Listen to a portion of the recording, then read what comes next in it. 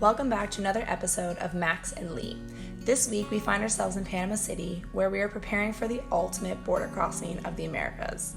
Some may not be aware that despite there being no discontinuation of land between North and South America, there is a 66-mile stretch of dense marshland at the border region of Panama and Colombia called the Darien Gap. This region is notoriously dangerous and has no proper roadways. Because of this, overlanders are required to load their vehicles onto freight liners and ship them if they are wanting to continue south. It is 6 a.m. of the day before we have to drop off our van to load the boat. We're going to the government vehicle inspection place, and they clear us for an export permit so we can leave the country with the vehicle. Every country you enter, you get a temporary import permit. And the difference with this one is because we're shipping, the border control is actually in Panama City. We do it there. But for some reason in this one, they actually inspect your vehicle. Yeah. A lot more thoroughly. A lot more thoroughly. We haven't really been inspected in any border. So that is step one for today's activities.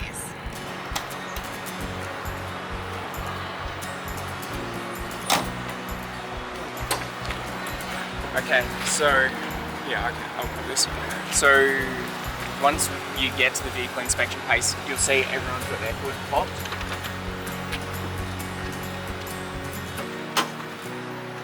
And that's apparently because everyone needs to let their car cool down. They won't inspect it with the engine hot. I'm not sure why. The inspections aren't going to take place for another hour or so there's plenty of time for it to cool. I've got to go inside and get a ticket number, and then hopefully we don't have to wait too long.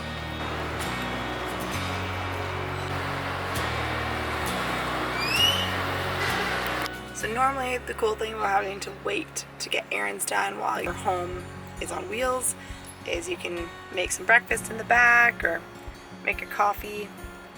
Unfortunately today we can do neither because we are out of food and our cooker is still broken, so no coffee, no breakfast.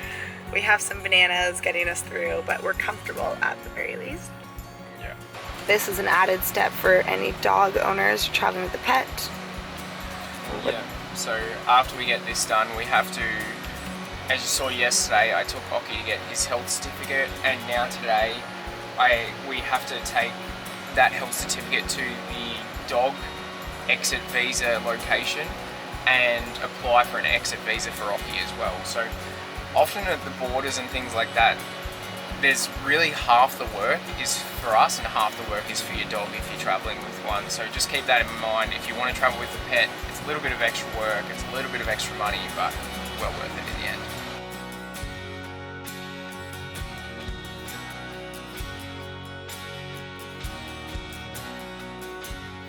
So that was incredibly easy at the last place.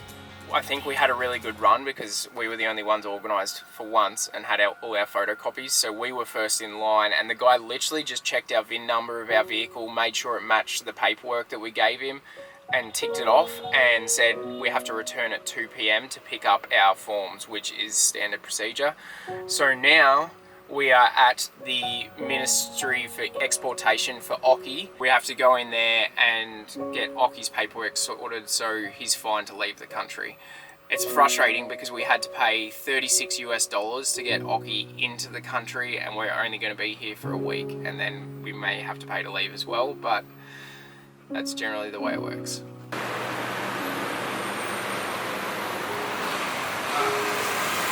found it? There's a photocopy place just next door. See? Perfect. It's always fine.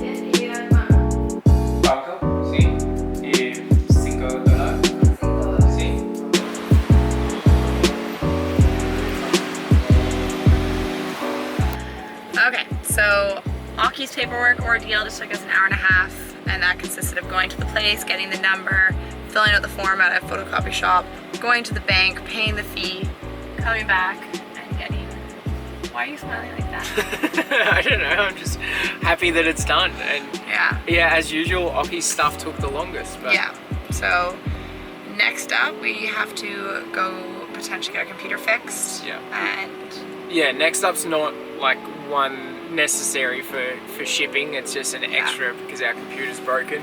Yeah, and we need to get organized and decide if we're going to be staying here longer or be in Colombia longer, but either way it's going to be a weird feeling to be without the van with Aki in a city. Hope we can find somewhere that'll take a dog. Yeah, we're not even sure if taxis take dogs or the bus, so we're going to figure all that out.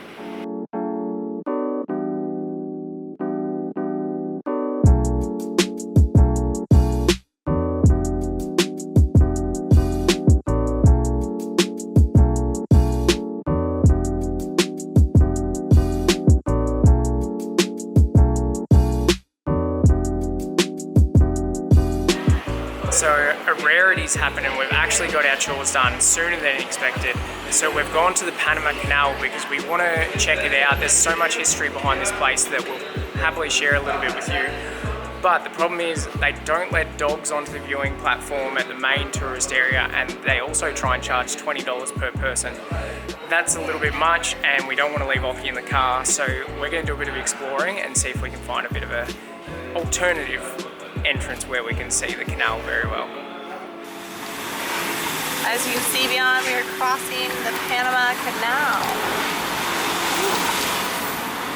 Look at all the boats over there.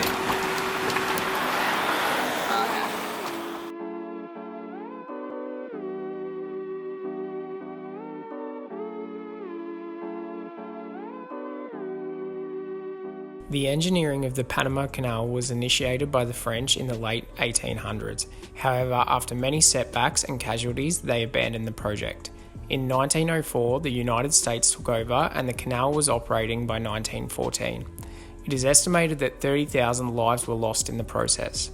This man-made waterway linking the Atlantic and Pacific Oceans negates the treacherous 7,900-mile journey around the southern tip of Argentina, which saves time, money, and greenhouse gas emissions.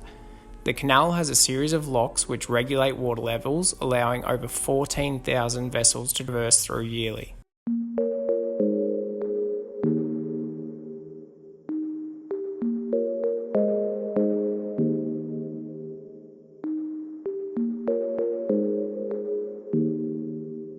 It is 3:30 in the afternoon and we finally have all of our paperwork done. The next step for us is more complicated again because we have Aki. We need to find an airline that is okay to fly with Aki. So we are at the airport now. Fingers crossed, and then really everything's smooth sailing from there. Yep, we're going to find this airline that'll fly it and then a hotel that'll let us stay with Oki without the van. Which is going to be a new experience for us, but let's do it. Oh, that was so slow. What you doing there? We're temporarily moving out and it feels weird. We just have to pack for about 4 to 5 days while we ship the van. And yeah, we're just trying to get the bare essentials. We don't want to carry too much stuff, but it's strange when you have everything available to you all the time to pick and choose what you need. Yeah, so we're pretty much filling all our clothes and Oki's food and everything in this one, and then bringing camera gear in this one because we do not know how long we are going to be waiting. It should only be, I think, 3 or 4 days without the van, but one of our friends has just gone and they shipped to the wrong place and it turned out to be 10 days for him, so we've kind of got to be prepared for anything at the moment. It is 5:30 in the morning. Today we are dropping our van at the docking area for the boat. As you can see, we're not in the van. We got a private room in a hostel with air conditioning so that Aki can have a place to hang out for a little bit because we have to drop off the van and then take a taxi back, and this way we packed all our stuff here and he can have a little lie-in, so let's go. What's happened? We just have loss of power. And the engine lights. Just waiting to get out. Engine lights going on. Yeah. In 500 meters, at the roundabout, take the second exit onto Avenida Randolph. We're so close too. Okay, turn it back on. So you just felt a loss of power? Yeah.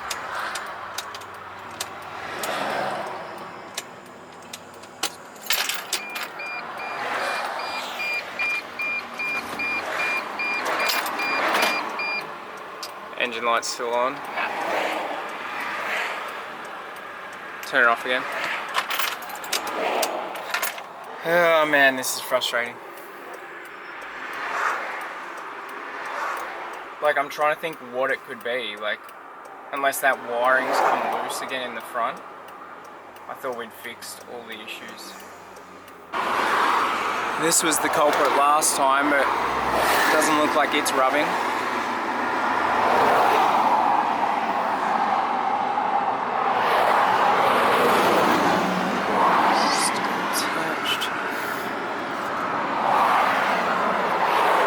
We're 5 kilometers from where the shipping container is, and we are really trying to stay positive through it all, but there's definitely signs pointing towards trying to stop us getting on this shipping container, but we're not going to let it. We're almost there. The engine light's still on, but we're getting there. So the van just completely lost power again. We are now 2 kilometers from the boat. The van doesn't want us to go. I don't want to put a van that doesn't work onto the boat into Colombia and then be stuck. And what if this is an issue? There's going to be Mercedes-Benz mechanics down there too. Like, I can put, let's just get there and then I'll put the scan tool on it.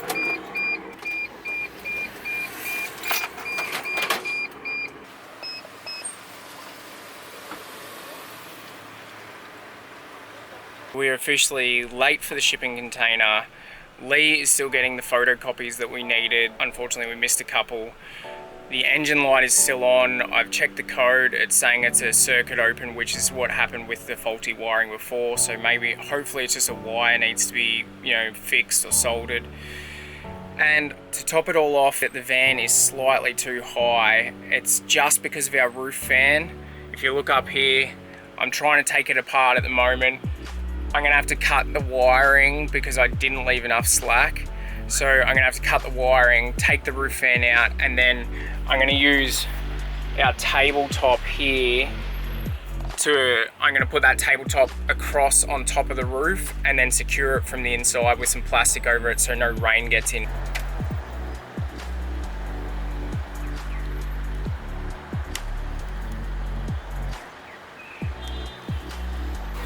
Okay, so this is our rainproof mechanism at the moment. We have our weatherproof bike cover with a block of wood on top. Not just any block of wood, our tabletop. Our tabletop.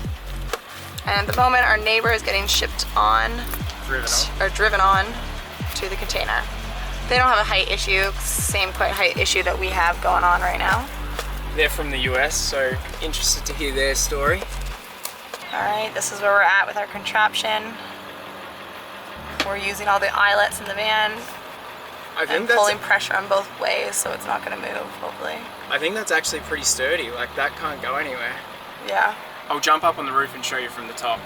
So that's the final product. Hopefully it's enough to keep water out and hopefully it's low enough that we fit inside that container. Okay, this is our shipping container and here's to hoping that the van is not too tall and it fits.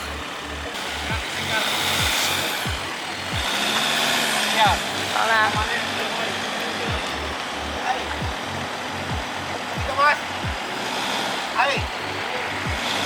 Ahí, préndelo ahí. Voy a meterme abajo. Amarras.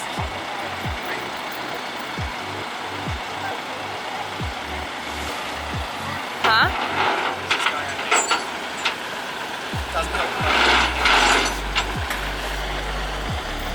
Para el otro lado.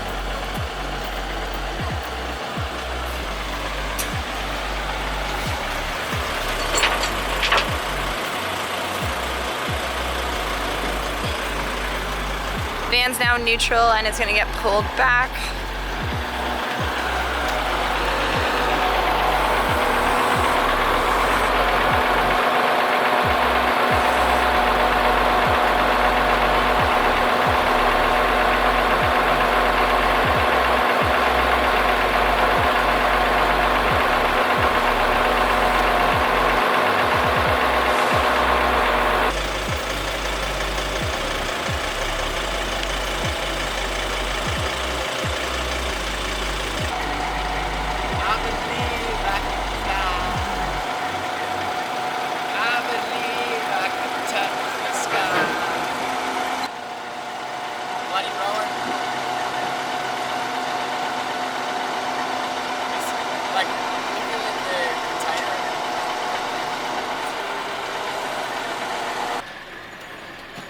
I'm hoping this driver's done this a few times before because it is bumpy as heck. So at the moment the plan is we're lining it up as close as it can get and seeing whether we're going to fit. It's still at this point touch and go whether we're going to fit. Boris, the agent organising this, is unsure about the solar panels.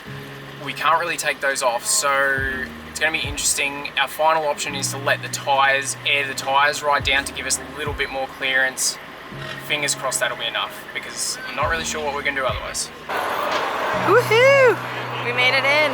That was very, very, very stressful, but we made it on. The camera didn't turn on, of course, but we're on and that's what matters. So because the container does heat up a lot, you need to make sure there's no gas in the van, and you need to unplug all the electrical, including the battery in the front and the batteries underneath. So that is what we've just done. We've just unplugged our electrical system in here, and then Max just squeezed along the side of the container to get in front to unhook the battery in there, and then we should be hopefully good to go.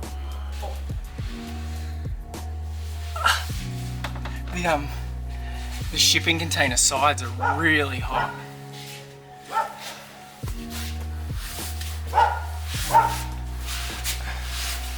Bye, van.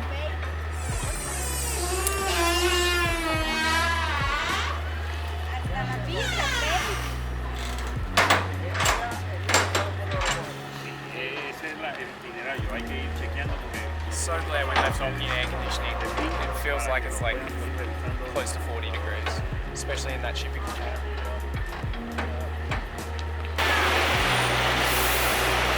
We're finally back in Panama City at the bus terminal. It is massive. It's a huge mall as well. Waiting on an Uber. Excited to get home. See Yoki.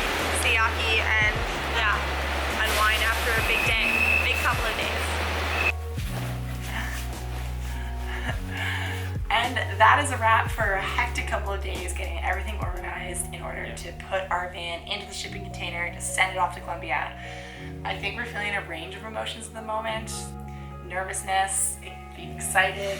Oki's excited. He's excited. Tired. He's about his 12th country soon. No. Tired, that was a big day, but I think just happy that in the end the van got on in at all. It was a pretty close call height-wise, and you know, the engine tried to die before we got there. It was one last obstacle, but we pushed through. It's going to be there we're picking the van up Monday, so we've got a few days without the van, with Oki, backpacking around, so that's going to be interesting. We'll show you what it's like as soon as we get to Colombia. Yeah. And we hope you enjoyed coming along with us for today's or the last couple of days adventure all mixed into one. As we said, we're a mixed combination of emotions, but mainly we're excited for this next chapter. Yeah, and I hope you guys have enjoyed Central America as much as we did, because it was a hell of a ride and we absolutely loved it. There was ups and downs, but it's time for a new chapter. Do you have anything to say?